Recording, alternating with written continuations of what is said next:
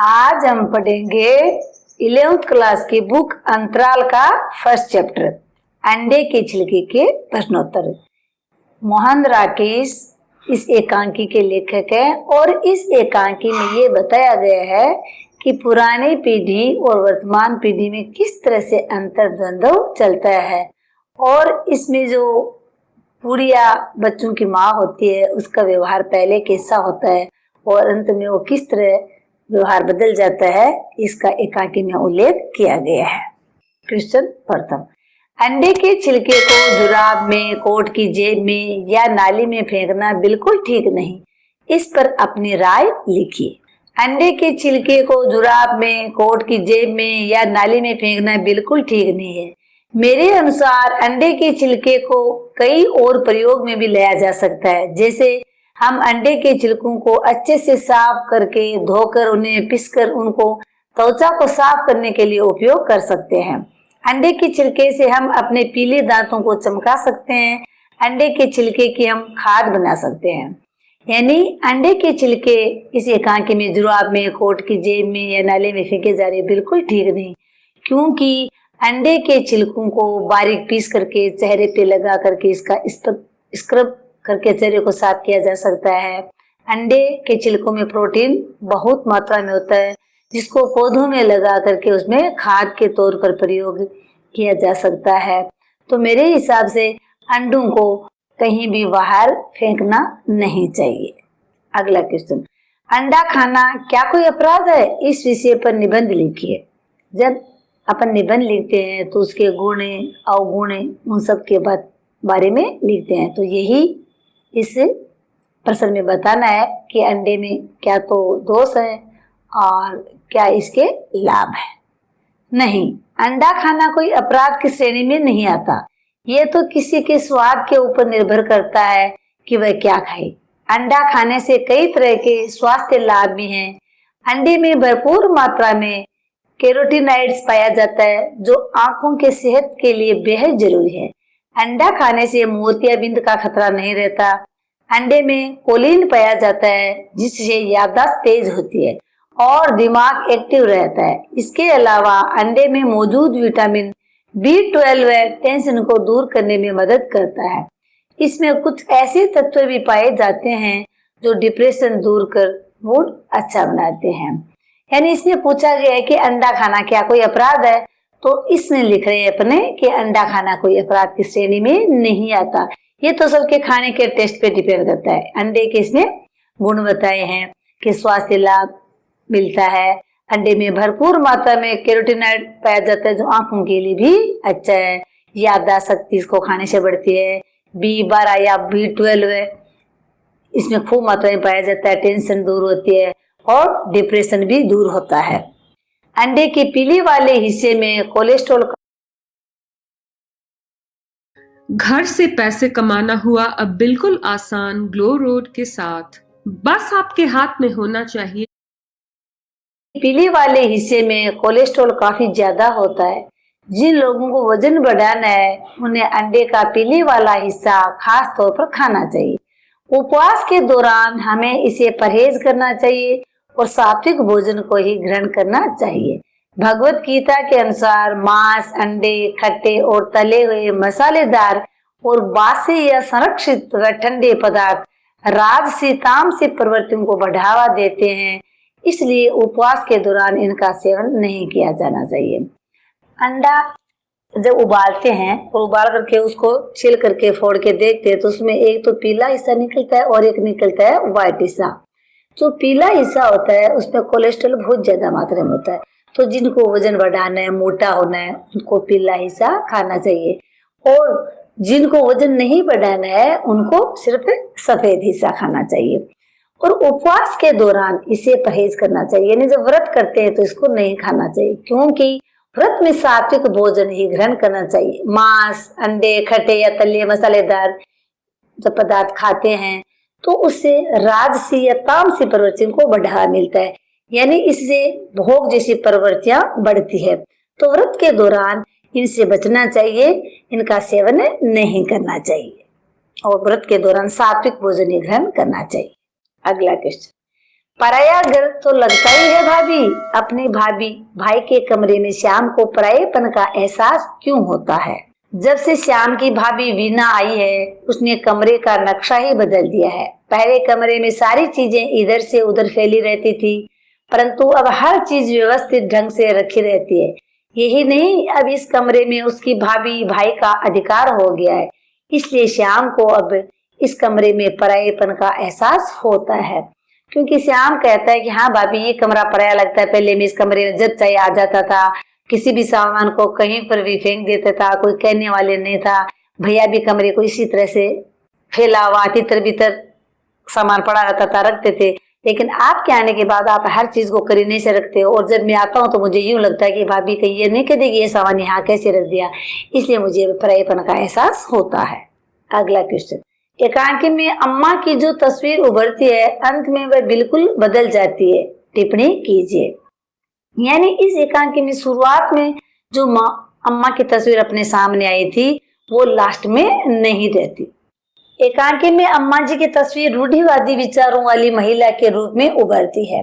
घर में परिवार के सभी सदस्यों में कुछ ऐसी आदतें हैं जो उनके अनुसार अम्मा जी को बुरी लगती है, जैसे घर में अंडा खाना, चंद्रकांता जैसी पुस्तकें पढ़ना तथा सिगरेट पीना इत्यादि। इसलिए परिवार के सब सदस्य ये कार्य छिपकर करते हैं। एकांकी के अंत में माधव सबको ये बात बता देता है कि अम्मा को सब कुछ पहले से ही पता है। वीना और राधा का छुप छुप कर चंद्रकांता संतति पढ़ना, श्याम का अपने कमरे में दूध में कच्चा अंडा डालकर पीना, गोपाल के कमरे में अंडे का आमलेट और हलवा बनना आदि आदि। इससे अम्मा की वह छवि जो एकांकी के आरंभ में बनी हुई थी, अंत में पूरी तरह बदल जाती है। वह बहुत सुलझी हुई स्त्री लगती है। यानी इस एकांकी में अम्मा की जो शुरू में तस्वीर थी वो लास्ट में नहीं रहती, क्योंकि अम्मा रूढ़िवादी विचारों वाली है, तो उसको कई कार्य पसंद नहीं है। फिर भी उसके घर में सारे सदस्य छुप छुप के कार्य करते हैं। जैसे बहुएं हैं, वो चंद्रकांता संतति पुस्तक पढ़ती है, बेटे हैं वो सिगरेट भी पीते हैं, अंडे भी खाते हैं, आमलेट भी खाते हैं। वो उन सब चीजों को जानते हुए बोल करके उनको नहीं कहती। यानी उनके बेटे बहुएं ये समझते हैं कि हम जो कार्य कर रहे हैं उसका अम्मा को पता नहीं है, जबकि अम्मा को सब पता है कि कौन क्या कर रहा है। तो ये एक बहुत ही सुलझी हुई स्त्री लगती है।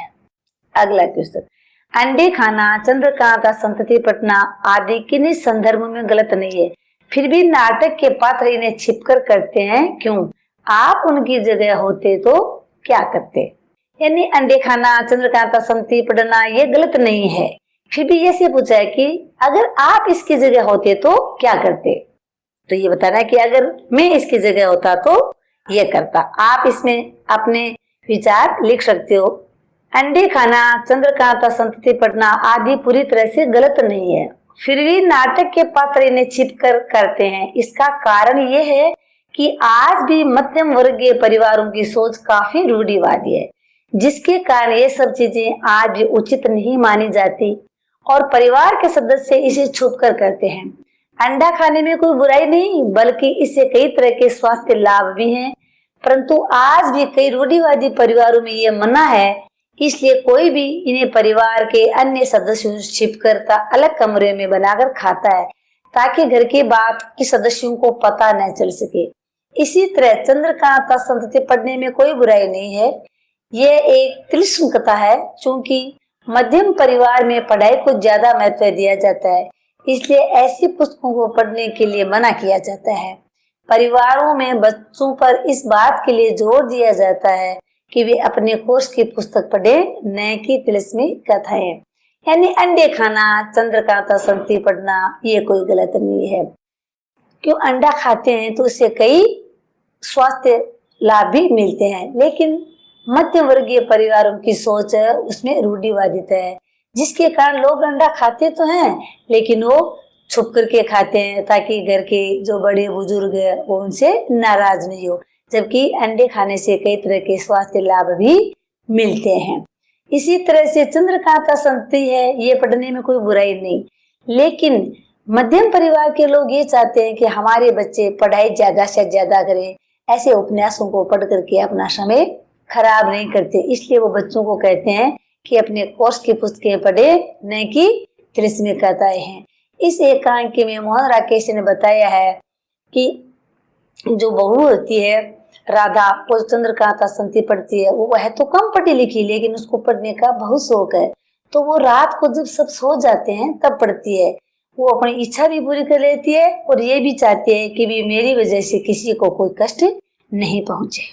यदि हम नाटक के पात्रों की जगह पर होते तो शायद हम भी कभी कभी ऐसी पुस्तक पढ़ते, क्योंकि बचपन में ऐसी पुस्तकें काफी आकर्षक लगती हैं।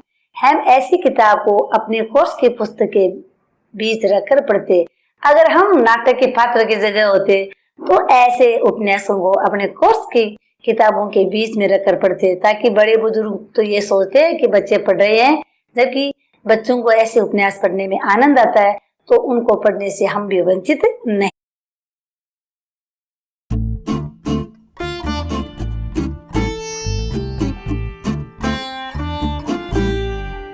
तो उनको पढ़ने से हम भी वंचित नहीं रहते। अगला क्वेश्चन, राधा के चरित्र की ऐसी कौन सी विशेषताएं हैं जिन्हें आप अपनाना चाहेंगे? राधा कम पढ़ी लिखी थी, परंतु उसे पढ़ना अच्छा लगता है, इसलिए वह पढ़ती रहती है। वह किताबें मंगवा कर रखती थी और रात में जब सब सो जाते हैं तो वह अपनी इस इच्छा को पूरा करती है। वह तेज दिमाग और हाजिर जवाब है। वह बात को संभालना जानती है। इसका पता तब चलता है जब अचानक ही अम्मा कमरे में उस समय आ जाती है जब अंडे का हलवा बन रहा था। वह अपने हाजिर जवाब से अम्मा के शक को कुछ हद तक दूर करने में सफल हो पाती है। यानी जब कमरे में हलवा बन रहा था तो अम्मा आ जाती तो वो कहती अरे भाई यहाँ क्या चल रहा है, क्या कुछ हो रहा है। तो राधा है वो जो हलवा बना हुआ था उसको कपड़े से ढक देती है और वो कहते नहीं माँ जी कुछ नहीं, यहाँ तो पुलटिस बनाई जा रही है, श्याम के जरा थोड़ी चोट लग गई तो उसके पुलटिस बांधनी है। तो ऐसा कह करके वो माँ जी के शक को काफी हद तक दूर कर पाने में सफल होती है। राधा अपने बड़ों का सम्मान करती है। वह अपनी सास से विनम्रता पूर्वक कहती है कि उस कमरे में कोई गलत काम नहीं हो रहा।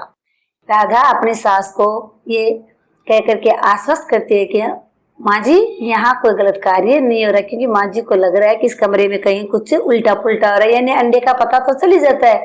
लेकिन राधा बड़ी सम्मान से, बड़ी प्यार से, विनम्रता से अपनी सास को कहती है कि नहीं नहीं यहाँ कोई गलत कार्य नहीं हो रहा। राधा एक ऐसी वो है जो परिवार को आपस में बांध के रखना जानती है। अगला, अंडे का छिलका अनुपयोगी या कूड़ा समझा जाता है तो फिर इसे कहाँ रखा जाना चाहिए? क्या स्वच्छता अभियान मिशन का इस पाठ से कोई संबंध है? अंडे का छिलके को हमें सूखे कूड़ेदान में डालना चाहिए। स्वच्छता अभियान के तहत जब सफाई वाला कचरा लेने आए तो गीला और सूखा कचरा अलग अलग डालना चाहिए। अगला क्वेश्चन, कमरे में कौन सी चीज कहाँ रखनी चाहिए, जैसे जम्पर, कोट, कपड़ा, जूता, कॉपी किताब, कूड़ा करकट यानी अंडे के छिलके आदि। जम्पर, कोट, कपड़ा, जूता, कॉपी किताब जैसी चीजों को हमें कमरे में रखनी चाहिए। धन्यवाद।